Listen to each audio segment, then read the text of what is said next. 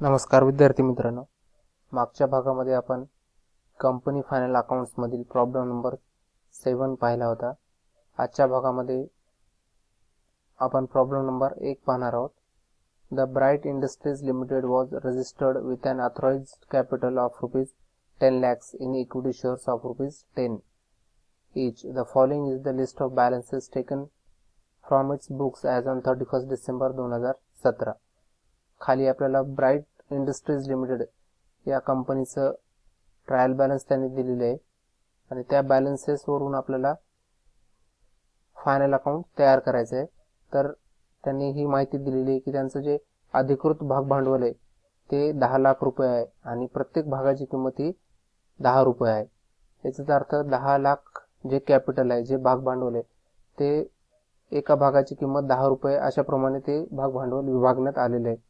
आणि आपल्याला खाली बॅलन्सेस दिलेले आहेत जे की लेजर्सचे बॅलन्सेस आहेत आणि ही जी स्थिती दाखवलेली आहे आपल्याला ती 31 डिसेंबर 2017 दाखवलेली आहे. तर या बॅलन्सेसवरून आपल्याला फायनल अकाउंट कंपनीचे अंतिम लेखे तयार करायचे आहे. तर खाली काही ॲडजस्टमेंट दिलेले आहेत, त्या ॲडजस्टमेंट आपण अगोदर सोडून घेऊया.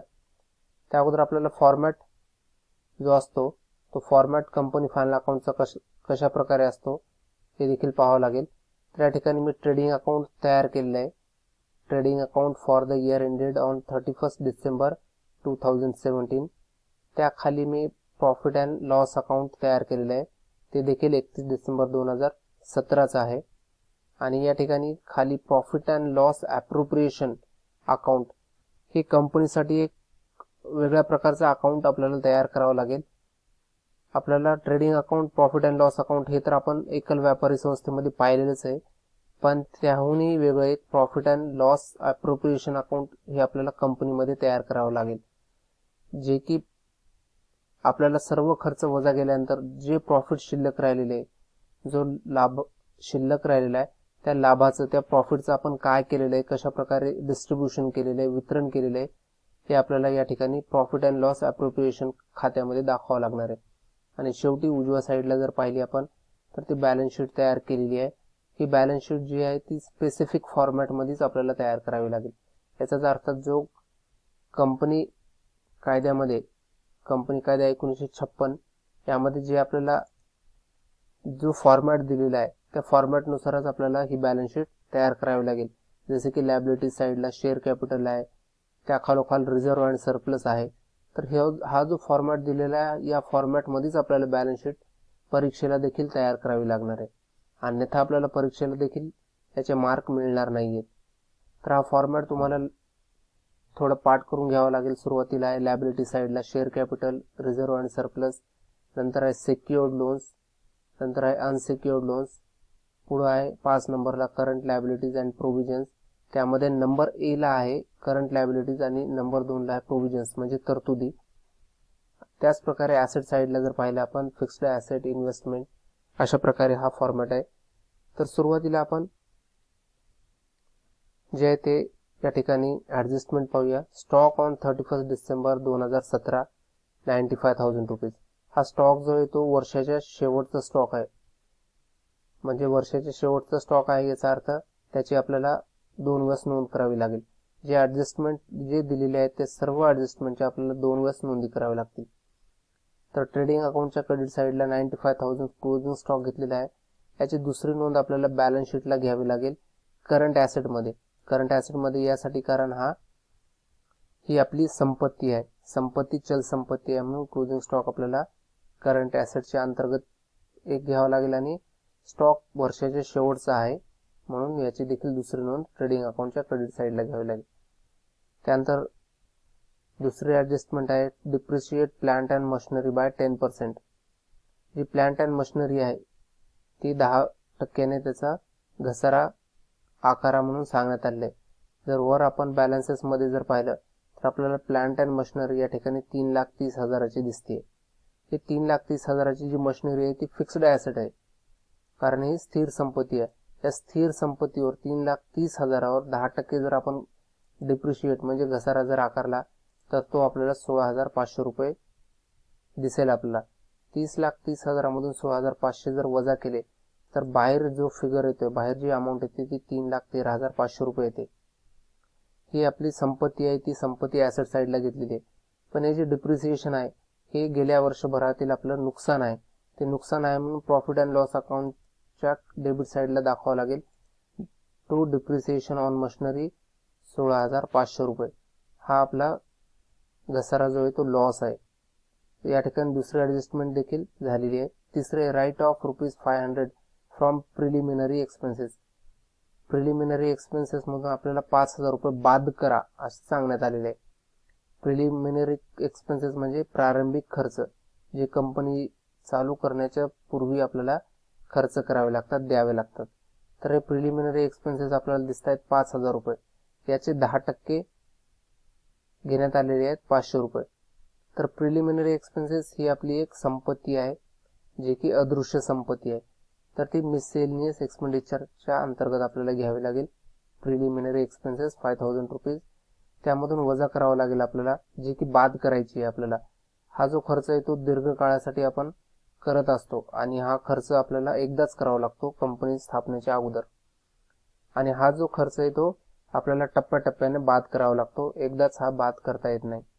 तर 500 रुपये बाद केले, याचा अर्थ 4,500 रुपये ही संपत्ती पुढच्या वर्षी आपल्याला कॅरी फॉरवर्ड करता येईल. तर हे 500 रुपये जे ते आपले बाद झालेले आहेत, it is a loss to our company. हा जो लॉस आहे तो आपल्याला प्रॉफिट अँड लॉस अकाउंटच्या डेबिट साईडला घ्यावा लागेल. To preliminary expenditure return of 500 rupees. अशाप्रमाणे याच्या 2 नोंदी झालेल्या आहेत. त्यानंतर चौथी ॲडजस्टमेंट आहे, provide half years debenture interest due. आता निम्म्या वर्षाचा, हाफ इयर म्हणजे निम्मा वर्ष किंवा अर्ध्या वर्षाचा. तर डेबेंचर आपल्याला दिसत आहेत या ठिकाणी. डेबेंचर म्हणजे कर्ज रोखेधारक, ज्यांच्याकडून कंपनी कर्ज घेते, कंपनीच्या वाढ विस्तारासाठी कर्ज घेते. तर या ठिकाणी दिसते 10% डेबेंचर्स 3,00,000 रुपये. हा जो 10% आहे तो व्याजाचा दर आहे.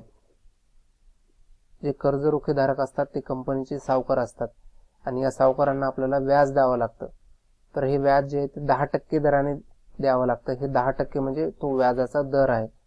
10% दराने त्यांचं 3,00,000चे 30,000 रुपये एका वर्षाला व्याज द्यावं लागतंय आपल्याला. तर आपल्याला त्यांनी काय सांगितलेलं आहे की अर्ध्या वर्षाचं किंवा निम्मा वर्षाचं व्याजाची आपल्याला व्याज द्यायचं आहे, त्यांना दिलेलं नाही. आणि या ठिकाणी आपल्याला दिसेल डिबेंचर इंटरेस्ट 15,000 रुपये. हे व्याज जे आहे ते दिलेलं आहे. तर याची देखील 2 नोंद करावी लागेल, 2 वेळेस नोंदी कराव्या लागतील. तर आउटस्टँडिंग डिबेंचर्स इंटरेस्ट ड्यू, या 10% डिबेंचर्सवर व्याज होईल आपलं 30,000 रुपये. तर आपल्याला निम्म्या वर्षाचं इंटरेस्टची तरतूद करायची आपल्याला. तर हे जे आहे ते सुरक्षित कर्ज रोखे आहे, त्यामुळे व्याजाची तरतूद करावी लागेल आपल्याला. आउटस्टँडिंग इंटरेस्ट 15,000 रुपये हे द्यायचे आहेत पैसे आपल्याला, अजून दिलेले नाहीत, पण हा खर्च गेल्या वर्षीचा आहे आणि पुढच्या वर्षी आपल्याला हा खर्च द्यावा लागणार आहे. तर हा जो खर्च आहे तो द्यावा लागणार आहे म्हणून हा खर्च झालेला आहे. त्यासाठी आपल्याला आउटस्टँडिंग डिबेंचर इंटरेस्ट 15,000 रुपये हे खर्च आपल्याला द्यायचा आहे, म्हणून आपल्याला याची देखील नोंद करावी लागेल. प्रॉफिट अँड लॉस अकाउंटच्या डेबिट साईडला खर्च करणार आहोत, गेल्या वर्षीचा जो खर्च झालेला आहे तो दाखवायचा आहे आपल्याला. आणि या ठिकाणी लायबिलिटी साईडला हा खर्च द्यायचा आहे आपल्याला, म्हणून याची तरतूद करावी लागेल. आता एक एक ॲटम आपल्याला ट्रायल बॅलन्स मधून घ्यावा लागेल. Issued and subscribe capital 40,000 shares at ₹10 इच. 40,000 सामान्य शेअर्स आहेत, त्यांची किंमत 10,000 रुपये. तर हे शेअर कॅपिटलच्या अंतर्गत घ्यावं लागेल. Share capital 40,000 shares at the rate of 10 रुपये प्रमाणे 4,00,000 रुपयाचं हे भाग भांडवल आहे. त्यानंतर profit and loss appropriation account 18,000 रुपये. हे जे गेल्या वर्षीचं आपलं प्रॉफिट आहे ते प्रॉफिट 18,000 रुपये दाखवलेले आहे. आणि हे बॅलन्स जे दिसते आपल्याला गेल्या वर्षीचं अप्रोप्रिएशन खात्यातले दिसते, त्यामुळे याची नोंद आपल्याला प्रॉफिट अँड लॉस अप्रोप्रिएशन अकाउंटच्या क्रेडिट साईडला घ्यावी लागेल. बाय बॅलन्स ब्रॉट डाऊन 18,000 रुपये हे गेल्या वर्षीचं बॅलन्स ॲज इट इज घ्यावं लागेल. त्यानंतर क्रेडिटर्स ही करंट लायबिलिटी आहे. क्रेडिटर करंट लायबिलिटीच्या अंतर्गत घ्यावं लागेल 50,000 रुपये. त्यानंतर परचेस, गेल्या वर्षीची एकूण खरेदी आहे आपली 1,85,000, जे की आपल्याला ट्रेडिंग अकाउंटच्या डेबिट साईडला दाखवावे लागेल. 1,85,000 रुपये परचेसेस. स्टॉक ऑन 1 जानेवारी 2017 75,000 रुपये. गेल्या वर्षीचा जो ओपनिंग स्टॉक आहे, जो माल साठा आहे, तो 75,000 रुपये ट्रेडिंग अकाउंटच्या डेबिट साईडला घ्यावा लागेल. फ्रेट आहे 13,100 रुपये. फ्रेट म्हणजे वाहतुकीचा खर्च. माल वाहतुकीचा खर्च जो आहे तो ट्रेडिंग अकाउंटच्या डेबिट साईडला घ्यावा लागेल 13,100 रुपये. त्यानंतर जनरल एक्सपेन्सेस सर्वसामान्य खर्च 10,800 रुपये. प्रॉफिट अँड लॉस अकाउंटच्या डेबिट साईडला घ्यावा लागेल 10,800 रुपये. हा खर्च सामान्य खर्च. त्यानंतर डिबेंचर इंटरेस्ट हा खर्च झालेला आहे. हा खर्च कंपनीने व्याज जे आहे ते दिलेलं आहे, म्हणून हे देखील व्याज आपल्याला प्रॉफिट अँड लॉस अकाउंटच्या डेबिट साईडला दाखवावं लागेल 15,000 रुपये. आता या ठिकाणी एक लक्षात घ्या, 10% जे डिबेंचर्स आहेत त्यावरील व्याज आपलं 30,000 रुपये होते. त्या 30,000 रुपयापैकी 15,000 रुपये आपण अगोदर दिलेले आहेत आणि जे बाकीचे हे जे खालचे दिसत आहेत, जे ॲडजस्टमेंटमध्ये दिलेले आहेत, ते आपल्याला द्यायचे आहेत. तर हा जो खर्च आहे तो झालेला आहे म्हणून प्रॉफिट अँड लॉस अकाउंटच्या डेबिट साईडला दाखवलेला आहे आणि ही जी तरतूद आहे ती आपल्याला हे पैसे द्यायचे आहेत. त्यानंतर गुडविल ख्याती, कंपनीची ख्याती, it is a fixed asset, त्यामुळं बॅलन्स शीटला घ्यावं लागेल. प्लांट अँड मशिनरी झालेले फिक्स्चर करंट फिक्स्ड ॲसेट आहे 7,700 रुपये, बॅलन्स शीटला घ्यावं लागेल. Cash at bank current asset आहे. कॅश ॲट बँक या ठिकाणी 39,900 रुपये. त्यानंतर कॉल्स इन एरियस हे जे पैसे आहेत आपले भागधारकाकडेच बाकी आहेत.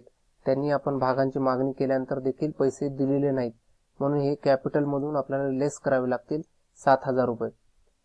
पूर्ण कॅपिटल आहे 4 लाख रुपये, त्यापैकी 7,000 रुपये प्राप्त नाही झाले, म्हणजे टोटल कॅपिटल आहे आपलं 3,93,000 रुपये. हे आउटर कॉलमला घ्यावं लागेल 3,93,000 रुपये कॉल्स इन एरियस मायनस केल्यानंतर. त्यानंतर 10% डिबेंचर झालेले बिल्स पेएबल ही आपली चल संपत्ती, चल देयता आहे, म्हणून करंट लायबिलिटीला दाखवावं लागेल बिल्स पेएबल. त्यानंतर आहे जनरल रिझर्व, सर्व सामान्य संचिती रिझर्व आहे 25,000 रुपये. बॅलन्स शीटच्या रिझर्व आणि सरप्लस खात्याला घ्यावं लागेल जनरल रिझर्व. त्यानंतर विक्री आहे 4,15,000ची, ही ट्रेडिंग अकाउंटच्या क्रेडिट साईडला घ्यावं लागेल 4,15,000 रुपये. वेजेस मजुरी 84,900 रुपये, हे आपल्याला ट्रेडिंग अकाउंटच्या डेबिट साईडला घ्यावे लागेल 84,900 रुपये. त्यानंतर सॅलरीज आहे 14,500 रुपये, हे आपल्याला प्रॉफिट अँड लॉस अकाउंटच्या डेबिट साईडला घ्यावे लागेल. त्यानंतर डायरेक्टर फीस 5,700 रुपये, हा जो खर्च आहे तो प्रॉफिट अँड लॉस अकाउंटच्या डेबिट साईडला दाखवावा लागेल डायरेक्टर फीस. इंटरिम डिव्हिडंड अंतरिम लाभांश ही नफ्याची वाटणी आहे. जो नफा आपल्याला होतो त्या नफ्याची वाटप आपण केलेली आहे, त्यामुळे प्रॉफिट अँड लॉस ॲप्रोप्रिएशन अकाउंटच्या डेबिट साईडला दाखवावं लागेल नफ्याचं वाटप. जे काही नफा आपण अंतरिम लाभांश दिलेला आहे, 6 महिन्यामध्ये आपण हा असा अंतरिम लाभांश जाहीर करतो, त्यामुळे 37,500 रुपये आपल्याला प्रॉफिट अँड लॉस अकाउंट ॲप्रोप्रिएशन खात्याच्या डेबिट साईडला दाखवावं लागेल 37,500 रुपये. हा खर्च प्रॉफिट अँड लॉस अकाउंटला येणार नाही, तर लाभांश हा खर्च, नफ्याची वाटणी हा खर्च ॲप्रोप्रिएशन खात्याला येईल. त्यानंतर प्रिमायसेस 3 लाख रुपयाची प्रिमायसेस आहे, एक आपलं फिक्स्ड ॲसेट आहे. त्यानंतर डेटर्स आहे 87,000, ही आपली चल संपत्ती आहे 87,000 रुपयाची डेटर्स. त्यानंतर कॅश इन हँड ही आपली करंट ॲसेट आहे 800 रुपये. त्यानंतर प्रिलिमिनरी एक्सपेन्सेस 5,000 रुपये आहे, हा आपला खर्च झालेला आहे. आणि बॅड डेट्स हा गेल्या वर्षीचे आपले बुडीत कर्ज आहे, बॅड डेट्स 2100 रुपये. आता एक एक आपल्याला खातं क्लोज करावं लागेल. अगोदर आपल्याला ट्रेडिंग अकाउंट तयार करावं लागेल क्लोज. तर डेबिट साईडमधून क्रेडिट साईडमधून डेबिट साईड वजा गेल्यानंतर आपल्याला ग्रॉस प्रॉफिट मिळेल 1,52,000 रुपये. हे ग्रॉस प्रॉफिट आपण प्रॉफिट अँड लॉस अकाउंटच्या क्रेडिट साईडला ट्रान्सफर करा 1,52,000 रुपये. 1,52,000 रुपये क्रेडिट साईडमधून डेबिट साईड वजा केल्यानंतर आपल्याला नेट प्रॉफिट मिळेल, करंट इयर प्रॉफिट 71,900 रुपये. हे 71,900 रुपये आपल्याला प्रॉफिट अँड लॉस ॲप्रोप्रिएशन खात्याच्या क्रेडिट साईडला ट्रान्सफर करा. गेल्या वर्षीचं प्रॉफिट या वर्षीचं प्रॉफिट म्हणून या ठिकाणी 89,900 रुपये येईल. क्रेडिटमधून डेबिट वजा गेल्यानंतर आपल्याला नेट प्रॉफिट या वर्षीचं प्रॉफिट मिळेल 52,400 रुपये. हे 52,400 रुपये आपल्याला रिझर्व आणि सरप्लस या खात्याला, लायबिलिटी खात्याला ट्रान्सफर केल्यानंतर या ठिकाणी दोन्ही साईडचे टोटल आपल्याला प्राप्त होईल, ती प्राप्त होईल 8,73,000